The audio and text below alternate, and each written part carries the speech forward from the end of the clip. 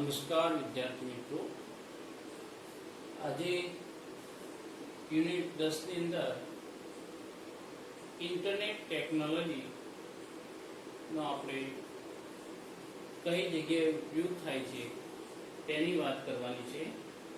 Internet એ digital ટેકનોલોજીનું એક સ્વરૂપ છે.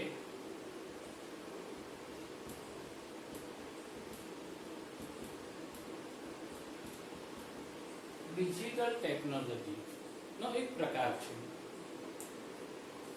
અર્થશાસ્ત્રના અભ્યાસમાં ઇન્ટરનેટ નો ઉપયોગ વિવિધ હેતુસર કરવામાં આવતો હોય છે, જે આપણે ક્રમિક મુદ્દા સર જોઈશું. પહેલો એનું મહત્વ છે, એનો ઉપયોગ થાય છે ટ્યુટોરિયલ.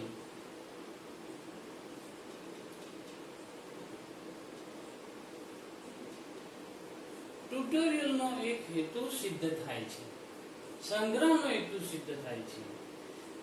જુદા જુદા વિષયને લગતું મટીરીયલ પાવર પોઈન્ટ પ્રેઝન્ટેશન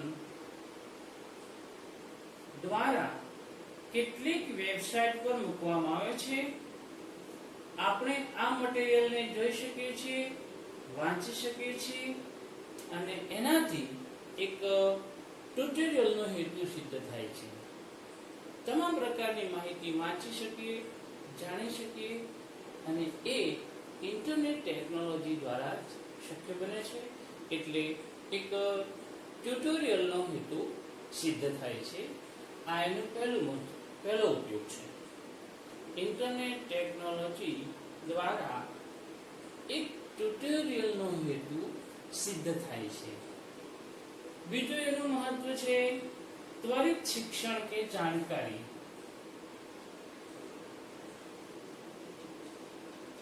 ત્વરિત શિક્ષણ કે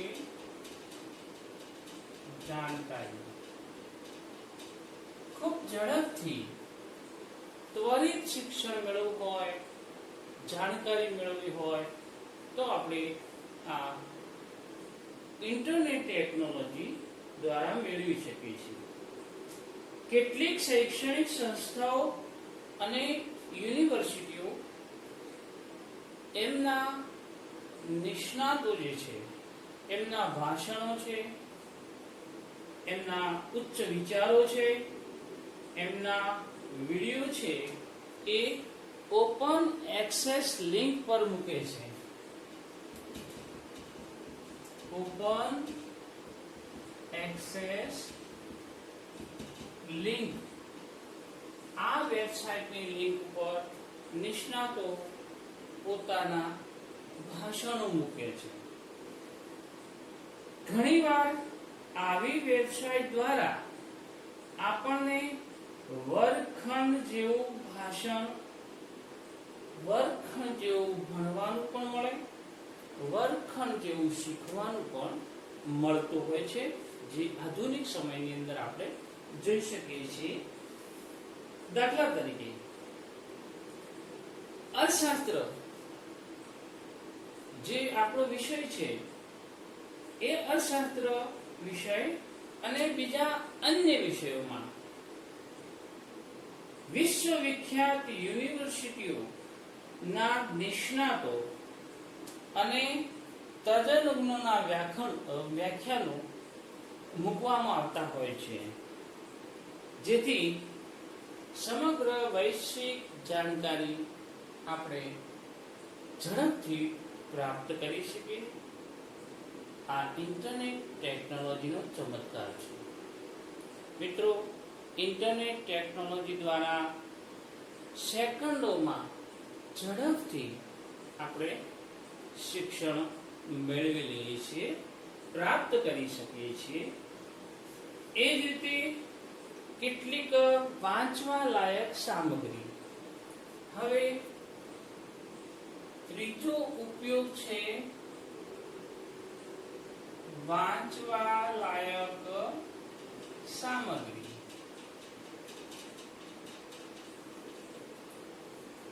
પુસ્તકો છે, લેખો છે, સાહિત્યો છે એ આપણે ઇન્ટરનેટની વેબસાઇટ પર સર્ચ કરીએ એટલે ઝડપથી આપણને જોવા મળે છે. આ ઇન્ટરનેટની વેબસાઇટ ઉપર વિવિધ વિષયોના અસંખ્ય પુસ્તકો, મેગેઝીનો, લેખો આપણને આ ઇન્ટરનેટ દ્વારા વાંચવા મળતા હોય છે. એમાં કેટલીક જર્નલો એવી હોય છે કે જે પે એટલે કે પૈસા ચૂકવીને આપણે વાંચી શકીએ છીએ, પણ મોટા ભાગની કેટલીક એવી વેબસાઇટો છે એમાં અસંખ્ય પુસ્તકો, નવલિકાઓ આ બધી જ વિના મૂલ્યે આપણને જાણવા મળે છે. આમાં ખાસ કરીને પૈસા ભરીને જે વાંચી શકાય છે તેવી વેબસાઇટો છે ઈ બુક્સ, ઈ જર્નલ્સ,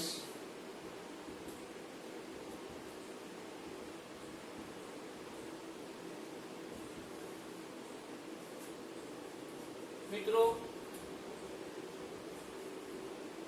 ઈ બુક્સ, ઈ જર્નલ્સ આ એવા પ્રકારની વેબસાઇટો છે કે જેથી કરીને એ વેબસાઇટો ઉપરથી આપણે પે કરીને પૈસા ચૂકવીને આ સામગ્રી પ્રાપ્ત કરીએ છીએ.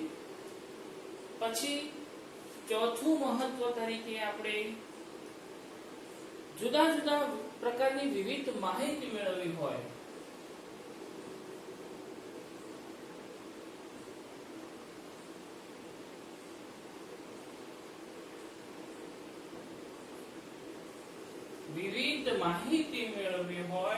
તો આપણે ઇન્ટરનેટ ટેકનોલોજીનો સહારો આધુનિક યુગમાં લેવો પડતો હોય છે. ઇન્ટરનેટ પર સર્ચ કરીને અર્થશાસ્ત્રમાં ડિગ્રી આપતી કોલેજો અને યુનિવર્સિટીઓની માહિતી આપણે મેળવી શકીએ છીએ.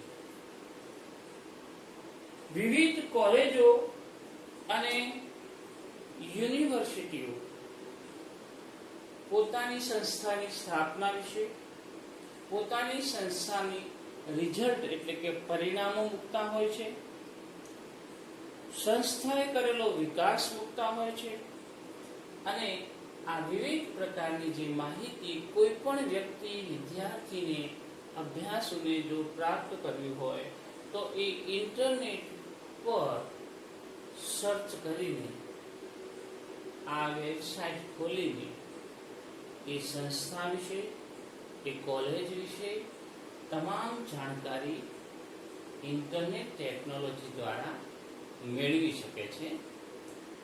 એ જ રીતે અન્ય વધારાની માહિતી મેળવવી હોય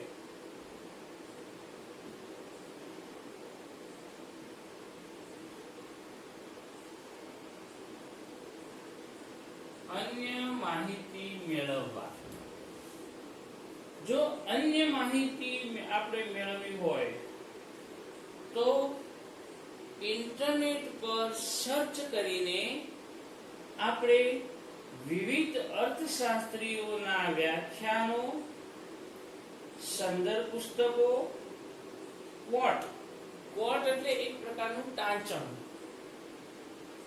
વ્યાખ્યાઓ એટલે કે પરિભાષાઓ, એ જ રીતે સંદર્ભ પુસ્તકો, ટાંચણો, ફોટોગ્રાફ, કેટલાક અર્થશાસ્ત્રીઓની સિદ્ધિઓ વગેરે આપણે આવા અન્ય પ્રકારની માહિતી જો મેળવવી હોય તો આપણે આ ઇન્ટરનેટ ટેકનોલોજી દ્વારા મિત્રો પ્રાપ્ત કરી શકીએ છીએ.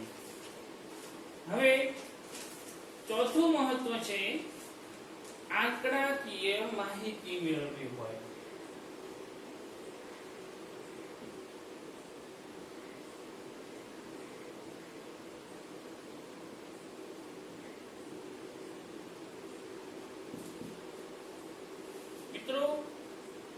સ્ટેટિસ્ટિકલ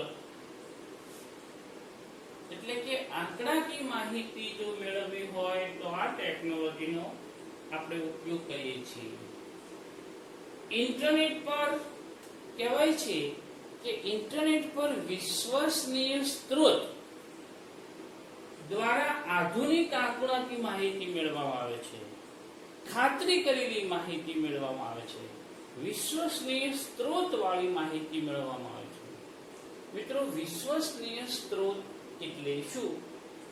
તો કેટલાક નિષ્ણાતોએ તારણ કાઢીને અથવા કેટલાક નિષ્ણાતોએ આપેલી માહિતી એકઠી કરીને છાપી હોય તે સ્ત્રોતને વિશ્વસનીય સ્ત્રોત કહેવાય.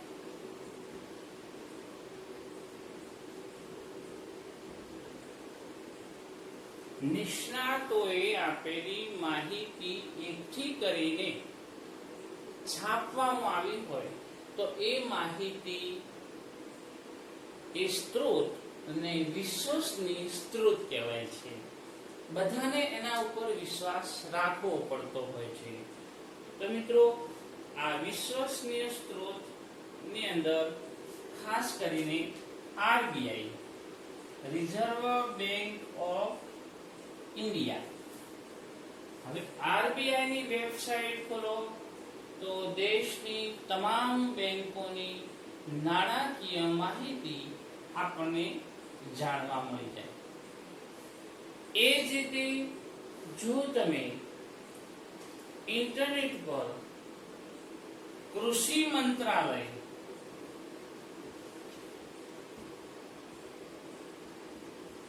ખેતીવાડીને લગતા વિભાગો, જો કૃષિ મંત્રાલયની વેબસાઇટ ખોલો તો એના ઉપરથી તમને જાત જાતના કૃષિ ઉત્પાદનો અને તેના ભાવ આપણને પ્રાપ્ત થાય છે.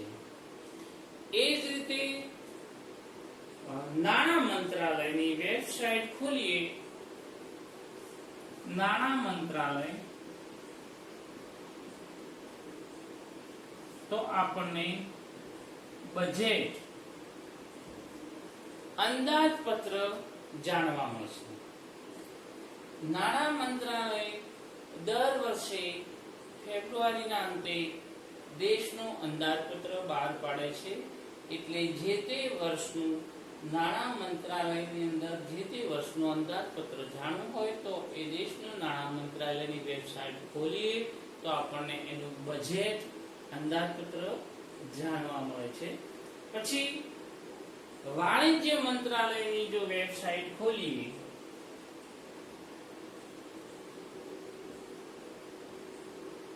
તો વેપાર, ધંધા, ઉદ્યોગ ને લગતી તમામ પ્રકારની માહિતી આપણે મેળવી શકીશું.